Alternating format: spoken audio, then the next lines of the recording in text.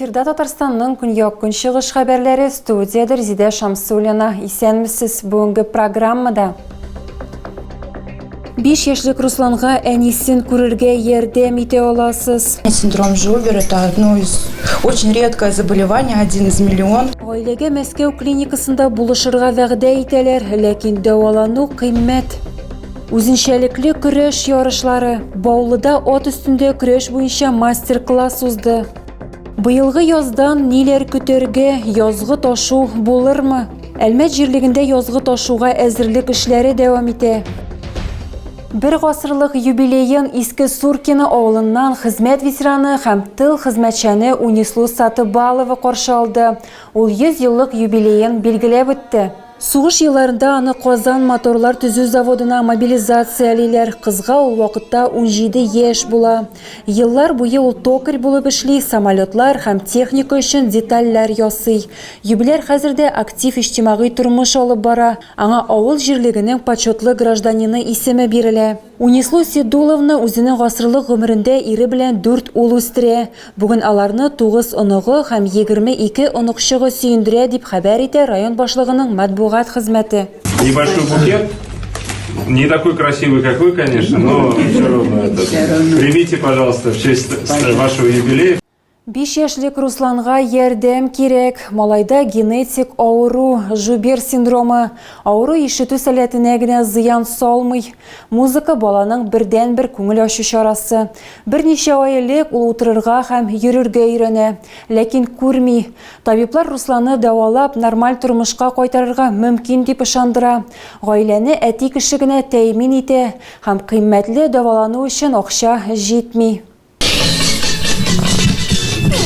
Музыкаль колонкадан яңгыраган балалар җырлары Русланның бердән-бер күңел ачу чарасы. Ул балалар бакчасына йөрми, балалар майданчыгында яшьтәшләре белән уйнамый, чөнки күрми диярлек.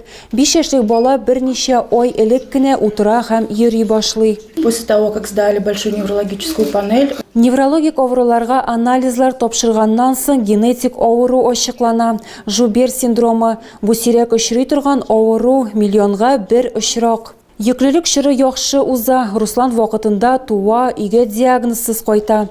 Ләкин Диана беренче ел дәверендә улының сәламәтлегендә ниндидер тайпылышлар күрә башлый. он не фокусирует взгляд, то, что он на меня не смотрит. Ул миңа туры карамый, карашын читкә юнәлтә, уенчыкларга, якты утка, төсләргә игътибар итми. Шулай ук әйләнми һәм утырмый да, ятып кына тора. Диагноз раслангач, Русланның әти-әнисе шәһәрдә һәм республикада табиблар эзли башлыйлар. Ачыкланганча, Татарстанда андый белгечләр юк. Баланы Мәскәү белгечләре дәвалый башлый.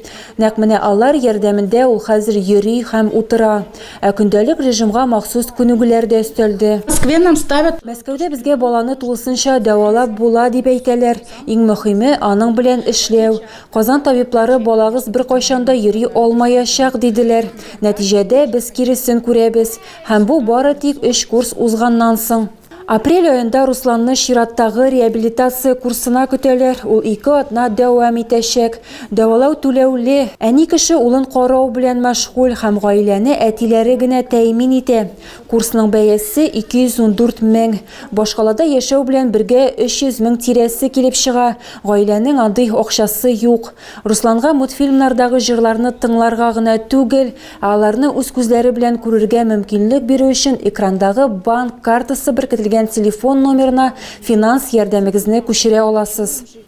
Гадәттән тыш хәлләр министрлыгы белгечләре су басу шартларын катлаулы дип бәяли. Борчылу өчен төп сәбәп явым-төшемнәр күләме. Әлмәттә бөтен республикада кебек үк кар яву бер артлы рекорд куйды. Коммуналь хезмәткәрләр шәһәр һәм шәхси сектор урамнарын кардан чистарту белән мәшгуль булганда, коткаручылар Урсаллы һәм Иске Әлмәт халкына үз ишегалларын максималь рәвештә җыештырырга киңәш итә. Районда инде махсус техника смотры һәм 2 көнлек өйрәнүләр узды. Аларда хезмәтләр һәм ведомстволар җәлеп ителде.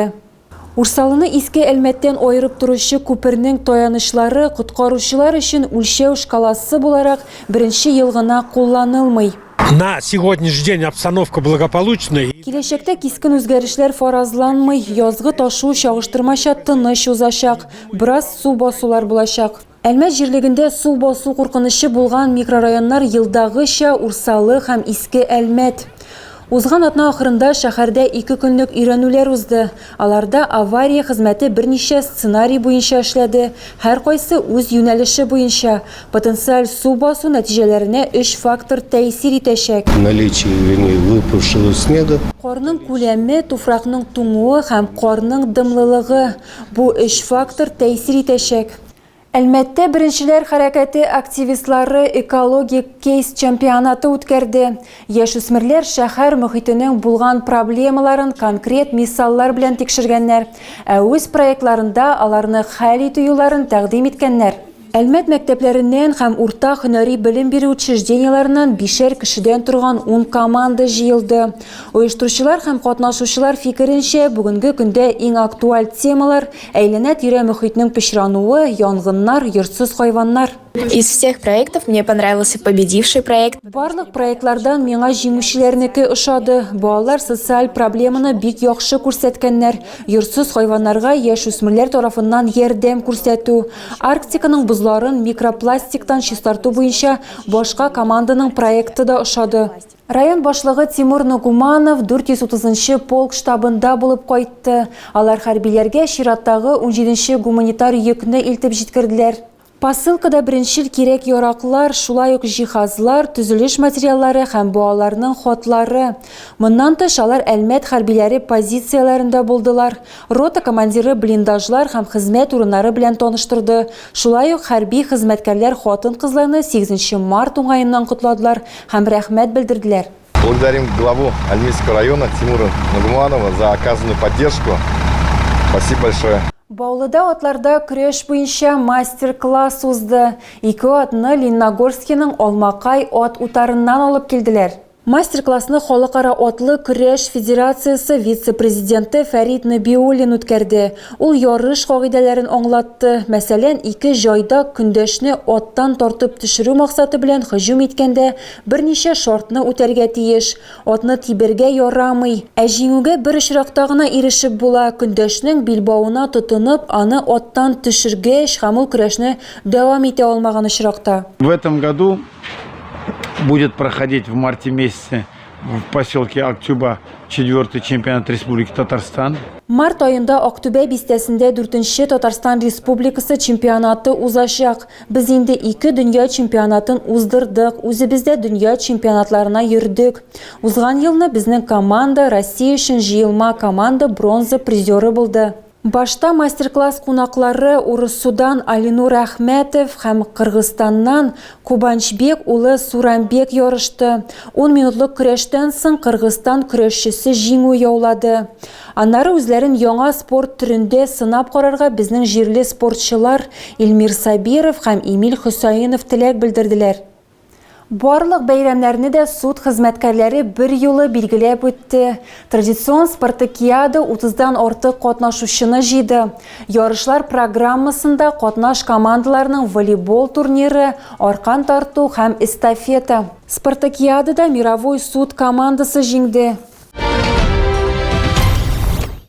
Тагы да күбрәк яңалыклар һәм тапшырулар белән безнең сайтта таныша аласыз.